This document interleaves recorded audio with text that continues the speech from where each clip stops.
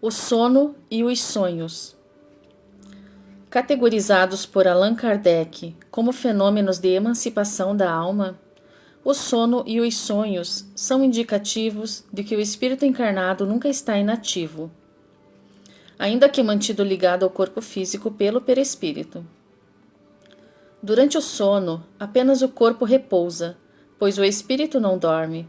Aproveita-se do repouso do corpo e dos momentos em que sua presença não é necessária para atuar isoladamente e ir aonde quiser, no gozo, então, da sua liberdade e da plenitude das suas faculdades.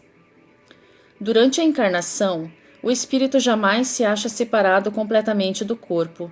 Qualquer que seja a distância a que se transporte, conserva-se preso sempre ao corpo físico por um laço fluídico, que serve para lembrá-lo de retornar a este, desde que sua presença ali se torne necessária.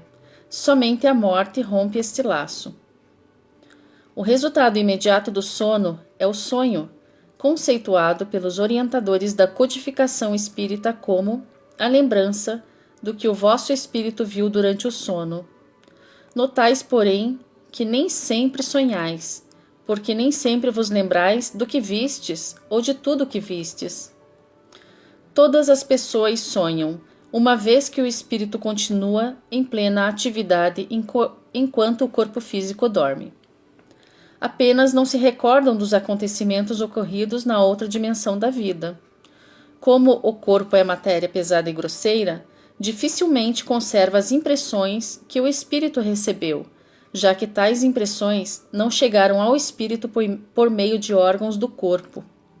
A relativa liberdade adquirida pelo espírito encarnado durante o sono apresenta, contudo, algumas características que merecem ser assinaladas.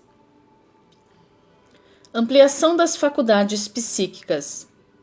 Sabei que, quando o corpo repousa, o espírito tem mais faculdades do que no estado de vigília.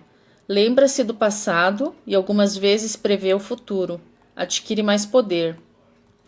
Os sonhos são efeitos da emancipação da alma, que se torna mais independente pela suspensão da vida ativa e de relação.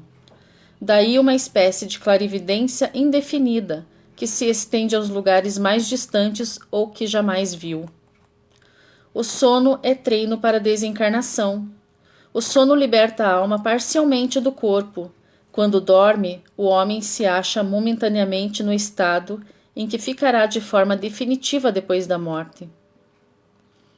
O sono viabiliza o encontro com entes queridos e com bons espíritos.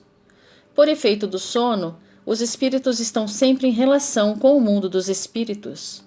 O sono é a porta que Deus lhe abriu para entrarem em contato com seus amigos do céu.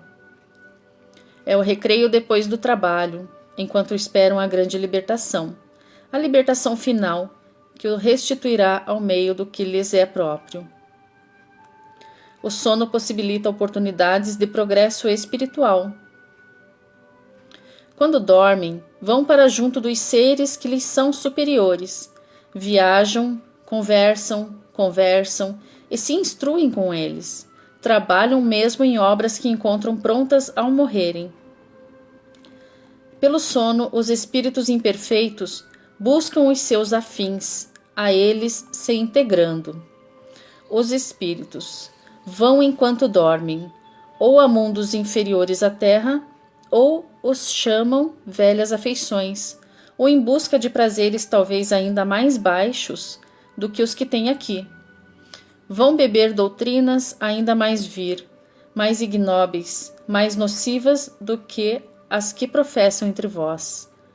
E o que gera a simpatia na terra não é outra coisa senão o fato de sentir-se o homem, ao despertar, ligado pelo coração àqueles com quem acaba de passar 8 ou 9 horas de felicidade ou de prazer. O que também explica essas antipatias invencíveis é o fato de sentir-nos intimamente que essas pessoas têm uma consciência diversa da nossa, porque as conhecemos sem nunca as termos visto com olhos. É também o que explica a indiferença de muitos homens que não procuram conquistar novos amigos, por saberem que há outros que os amam e os querem. Numa palavra, o sono influi mais do que pensais a vossa vida. À medida que a pessoa desenvolve a capacidade de lembrar-se dos sonhos, há orientações médicas e psicológicas a respeito. Os sonhos se tornam mais nítidos.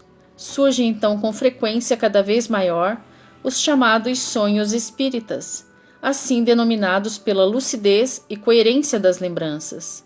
Esta situação é de grande valia para o encarnado, auxiliando-o em seu progresso espiritual. Os avisos por meio dos sonhos desempenham um grande papel nos livros sagrados de todas as religiões. É com frequência a ocasião que os espíritos protetores aproveitam para se manifestar a seus protegidos e lhes dar conselhos mais diretos.